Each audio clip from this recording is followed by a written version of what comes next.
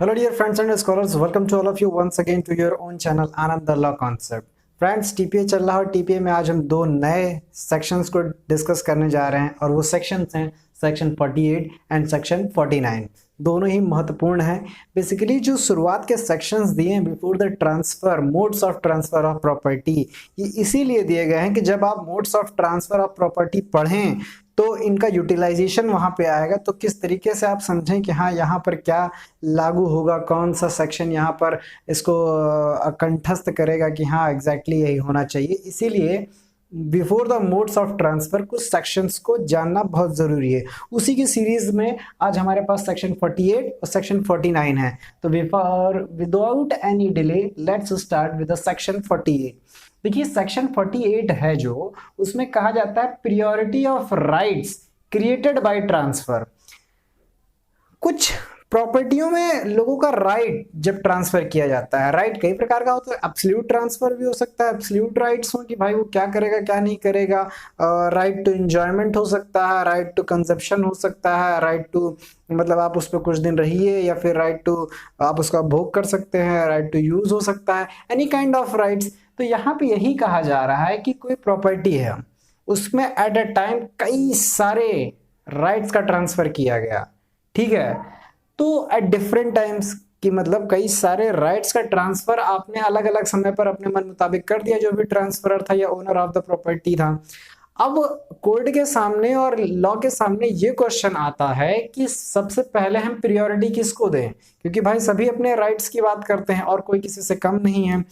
जो पहले आया, जो बीच में आया, जो बाद में आया, सभी को राइट्स चाहिए, क्योंकि हम राइट्स किसी का डिनाई नहीं कर सकते कि हाँ आपका हम हक छुड़वा दें, है ना। तो यही इसीलिए सेक्शन 48 लाया गया कि हम प्रियोरिटी किसको देंगे। तो आइए जानते हैं, यहाँ पे है राइट्स, कई सारे राइट्स का इन या over the same immovable property. कोई एक मूवेबल प्रॉपर्टी है, जैसे फॉर एग्जांपल मान लेते हैं एक कोई प्रॉपर्टी है ये ए, है ना, जिसकी कीमत होगी कुछ, मान लेते हैं 1000 रुपए है। तो इस प्रॉपर्टी पे ये इमूवेबल प्रॉपर्टी आपने डिफरेंट टाइम्स में, मान लेते हैं आपने 2 जुलाई को इस पे किसी को एक राइट दिया मॉर्गेज का, फाइन। फिर आपने 2 अगस्त को किसी को इस पे राइट दे दिया लीज का, फाइन। फिर उसके बाद आप इसको दे देते हैं 2 सितंबर को किसी का, इस पे आप उसको सेल ही कर देते हैं कि ले जाओ भाई तुम पूरी तरीके से। तो अब बात यहाँ पे ये आई, क्वेश्चन ये अराइज हुआ कि इनमें से किसको पहले प्रियोरिटी दी जाए। और प्रियोरिटी का क्वेश्चन भी इसलिए खड़ा हुआ क्योंकि such rights can not all exercise और एग्जिस्ट टुगेदर। अगर कुछ उसने ऐसा कहा होता कि सभी लोग यूटिलाइज कर लो, तो ये सभी लोग अपने मन मुताबिक उस प्रॉपर्टी पे एक साथ जाकर के अपना क्रियाकलाप कर लेते। लेकिन उसने राइट्स का ट्रांसफर ऐसा किया है कि एक साथ सारे राइट्स को इंपोज नहीं किया जा सकता, सारे लोग अपना काम उस पर नहीं चला सकते हैं। मतलब जो प्रॉपर्टी है वो इस तरीके से उस पर राइट्स को ट्रांसफर किया गया कि सभी लोग नहीं जाकर के एक साथ वहां पर अपने राइट्स का यूटिलाइजेशन कर लें और अपना मकसद निकाल लें, अपना मतलब निकाल लें। तो उस केस में प्रियोरिटी आई कोर्ट के सामने कि आप प्रियोरिटी किसको दोगे। तो कोर्ट ने ये डिसाइड किया कि जो पहले आया उसको पहले प्रियोरिटी दो। जाहिर सी बात है, आप वो एक सर्विस वाला होता नहीं है, जॉब वाला, कि फर्स्ट कम फर्स्ट सर्व, जो पहले आएगा उसको देंगे। तो वही चीज यहाँ पे आया, जो पहले आया जिसको प्रियोर राइट्स मिले उसको ही हम प्रियोरिटी देंगे। लेकिन जो बात आई वो रजिस्टर्ड डीड से होनी चाहिए, रजिस्टर्ड डॉक्यूमेंट्स होने चाहिए आपके, केवल और केवल जुबानबाजी नहीं होनी चाहिए, या फिर केवल और केवल बात ही नहीं, मौखिक रूप से नहीं होना चाहिए। तो ये आया। एक एग्जांपल देखते हैं, एक कोई है, मान लेते हैं ए ने अपनी प्रॉपर्टी बी को सेल का एग्रीमेंट बनाया कि उसी मान लीजिए सितंबर 3 को, ठीक है, 3 सितंबर को उन्होंने एग्रीमेंट बनाया। लेकिन ए ने प्रॉपर्टी जो है वो मॉर्गेज कर दी सी को 5 सितंबर को, ठीक। देन आफ्टर ए ने अपनी प्रॉपर्टी जिस पे एग्री किए थे सेल करने का, वो सेल किया है जाकर के बी को 10 सितंबर को। तो अब इस केस में जो सी हैं और जो बी हैं उनमें डिस्प्यूट होगा। क्यों? क्योंकि मेरा राइट पहले है कि आपका राइट पहले है। अब यहाँ पे एग्रीमेंट आया और यहाँ पे सेल जो है वो डील पूरी हो गई, एग्जीक्यूट हो गई, और विद इन द मीनवाइल वहां पे मॉर्गेज हो गया। तो क्वेश्चन ये था कि हम किसके राइट्स को पहले प्रायोरिटी दें। तो कोर्ट ने ये कहा एग्रीमेंट इज नथिंग जब तक उसका एग्जीक्यूशन ना हो जाए। एग्जीक्यूशन बाद में हुआ, पहले वो प्रॉपर्टी मॉर्गेज हुई है कितने तारीख को, 5 सितंबर को, है ना। देन आफ्टर आपने सेल किया तो मॉर्गेज साथ में चला जाएगा as a charge to sale. अब जिसने खरीदी प्रॉपर्टी उसके ऊपर मॉर्गेज एक तरीके से वो रहेगा कि हाँ ये सेल पे है, जिसने खरीदा है कि आप इस पे एक चार्ज है भाई, या तो मैं आपसे रिडीम कराऊं फाइन, या फिर मैं एक प्रॉपर्टी किसी भी तरीके से कि कहूँ भैया वापस ले लो, या जो भी है वो एक एक्सटर्नल मैटर हो गया। लेकिन राइट इम्पोजमेंट का पहला हक जो पहले आया उसको।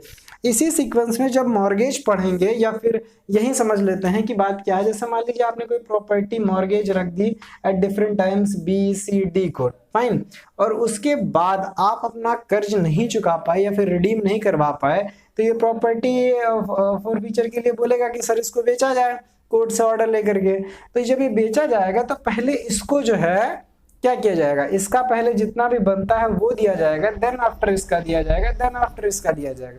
उसी तरीके से प्रायोरिटी की भी बात की जाती है कि प्रायोरिटी किसको, प्रायोरिटी जो पहले आया उसको देंगे। ये था सेक्शन 48। अब एक सेक्शन है 49। 49 भी अपने आप में एक बड़ा ही अच्छा सेक्शन है, ये आपके प्रैक्टिकल पर्पस में काम आएगा। देखिए यहाँ पे क्या है, ट्रांसफरीज राइट अंडर पॉलिसी, आंतरिक के क्या अधिकार हैं कि जब कोई पॉलिसी हो। पॉलिसी किस प्रकार की, मतलब यही है आप कुछ भी उस पर इंश्योरेंस वगैरह ले रखे हो उस प्रॉपर्टी पे। आइए अच्छे से जानते हैं। कोई इमूवेबल प्रॉपर्टी है जो कि इंश्योर्ड है, फाइन, अगेंस्ट एनी लॉस और डैमेज बाय फायर, ये ध्यान रखिएगा, डैमेज बाय फायर और अगेंस्ट एनी लॉस, ठीक। और वो प्रॉपर्टी एट द से उस पे इंश्योरेंस था और वो प्रॉपर्टी ट्रांसफर की गई, तो ट्रांसफरी में claim to transfer on such loss और डैमेज।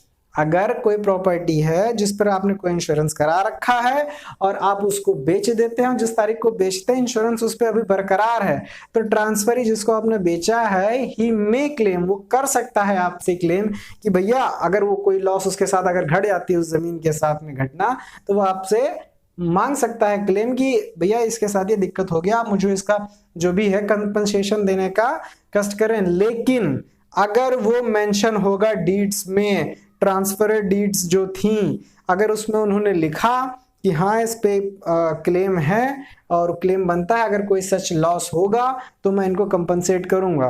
क्यों? क्योंकि जहां से इंश्योरेंस था वो कंपनी किसको कंपनसेट करेगी, वो ट्रांसफरर को कंपनसेट करेगी, जिसने प्रीमियम भरा होगा, वो नए ट्रांसफरी को तो कंपनसेट करेगी नहीं।